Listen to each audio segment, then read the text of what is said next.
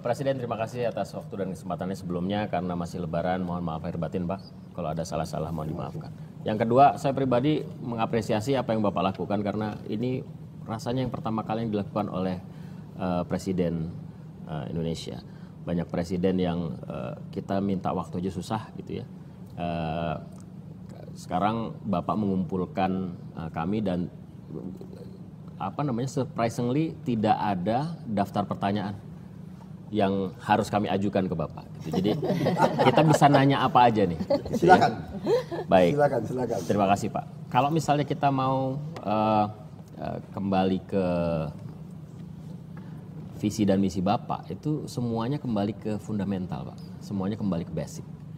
Kita tumbuh sebagai anak yang kemudian diajari bahwa negara kita adalah negara agraris dan seterusnya. Itulah cukup lama hilang di era reformasi. Kita mungkin terlalu sibuk mengurusi demokrasi, setelah itu juga mengurusi infrastruktur gitu ya. Lupa mengingat bahwa ada perut yang harus diisi, jumlahnya bertambah terus. Bapak melakukan itu, selain swasembada, Bapak juga melakukan intercept buat mereka-mereka yang gizinya tidak baik dengan makan bergizi gratis. Walaupun tentu saja ada banyak pro dan kontra di publik begitu ya, tapi ini merupakan salah satu pembeda dibandingkan pendahulu-pendahulu Bapak. Bapak juga kemudian meneguhkan kembali efisiensi merupakan bagian dari integritas begitu ya. Karena pemotongan itu waktu kita bertemu pertama kali Bapak mengatakan bahwa ada kebocoran yang sudah pasti setiap tahun dan karena itu paling tidak karena kita butuh uangnya kita melakukan efisiensi dan seterusnya. Itu semua menurut saya kembali ke basic, fundamental gitu. Pertanyaan saya kenapa nggak lebih memilih yang sifatnya monumen begitu Pak, yang kemudian bisa diklaim sebagai ini hasil kerja Bapak, ada fisiknya. Karena ini kan bicaranya soal yang ada di belakang semua gitu. Kalau bicara bikin jalan Papua gitu sehingga semua kabupaten Papua misalnya tersambung, itu kan monumennya Prabowo di sana. Kenapa itu yang tidak Bapak lakukan? Boleh saya jawab ya? Jadi begini, suatu pembangunan suatu bangsa tentunya bertahap dan memiliki dimensi yang banyak. Kalau Anda benar, saya merasa bahwa harus fundamental, jadi harus dasar dulu. Back to basic. Ya, dasar. Basic kan artinya dasar. Yeah. Ya. Sama dengan kita bangun suatu gedung, landasannya, fondasinya harus kuat.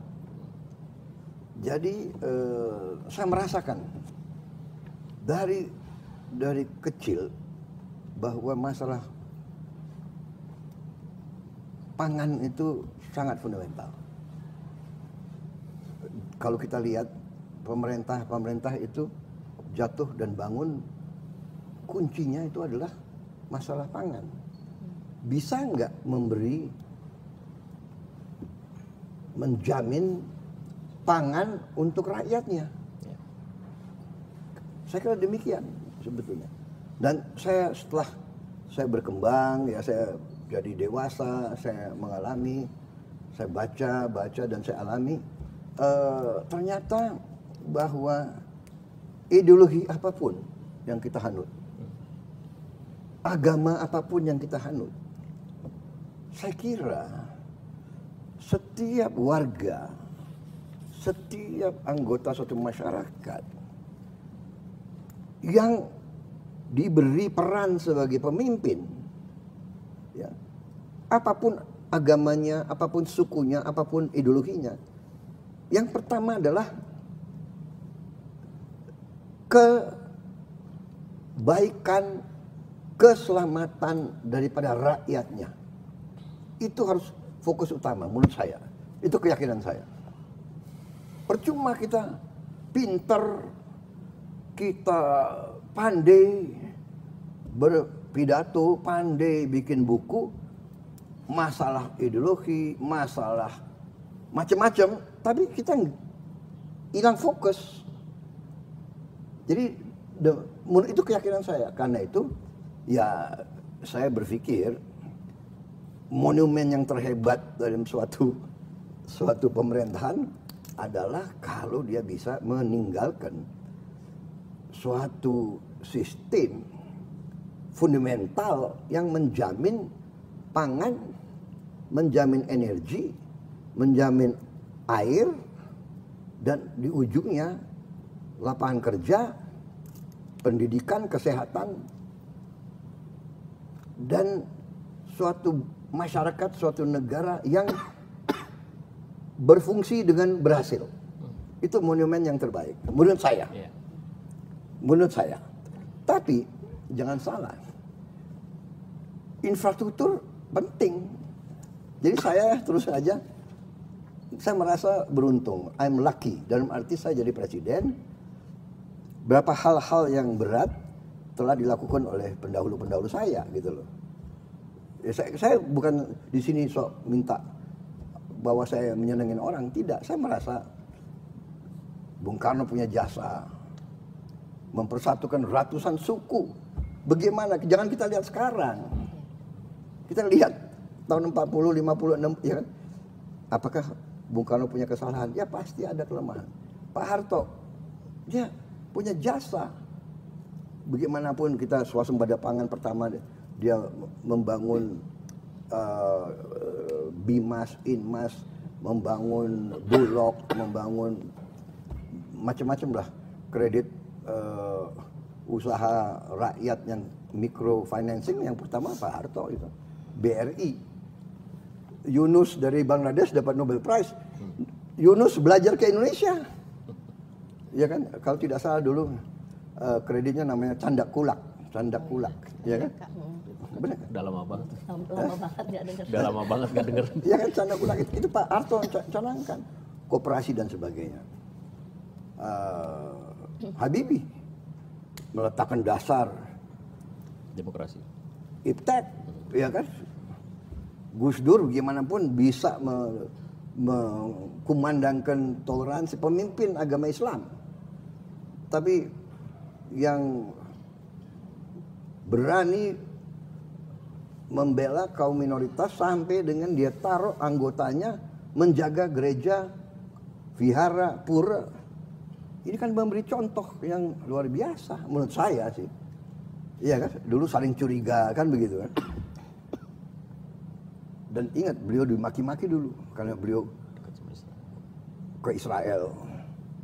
Dimaki-maki, ternyata sebetulnya beliau jauh di depan kita semua. Beliau tuh mau membuka dialog dengan siapapun, ya. Ibu Megawati harus kita akui, penyelesaian kasus-kasus apa itu, BPPN, ribuan perusahaan yang kolaps, kan beliau yang apapun ya, mungkin beliau punya penasihat-penasihat yang hebat, tapi itu kan keputusan beliau. Ini harus diakui. Pak SBY juga memimpin negara dalam krisis 2008, krisis ekonomi luar biasa, ya kan, kemudian tsunami, kemudian menyelesaikan GAM, dan Pak Jokowi saya katakan ya saya sekarang ya tinggal landasan yang sudah bagus, ya saya tinggal pakai interkonektivitas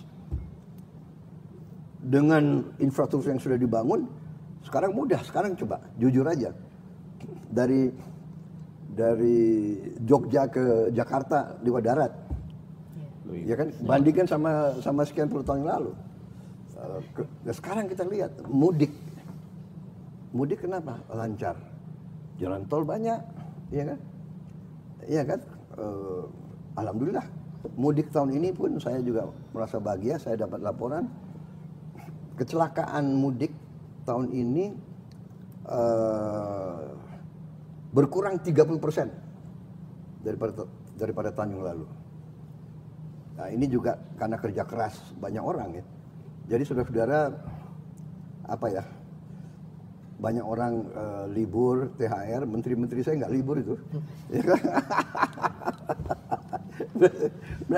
sampai malam monitor ada kemacetan di mana, ada jembatan yang ya itulah, tapi itulah namanya kebanggaan ya kalau kita bisa bermanfaat, bekerja untuk rakyat kita, itu kehormatan. Jadi ada kebahagiaan.